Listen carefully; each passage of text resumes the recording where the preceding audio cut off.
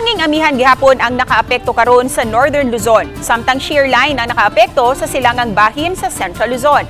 Samtang dinhi sa Central Visayas, gawa sa localized thunderstorms nga masinati matag hapon, gabii o sa sayong kabuntagon, taas ang panahon sa buntag nga masinati ang init ug igang nga panahon.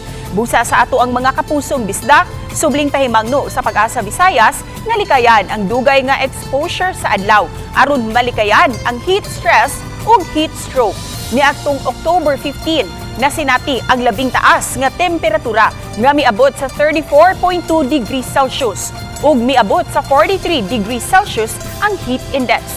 Duol-duol kini sa natalang temperatura niadtong October 22, 1987 nga nasinati ang strong El Nino niadtong tuiga nga miabot sa 34.4 degrees Celsius ang temperatura. Dahil wala pang dagko na weather system, so expected nato gihapon ang padayon na igang ug init na panahon.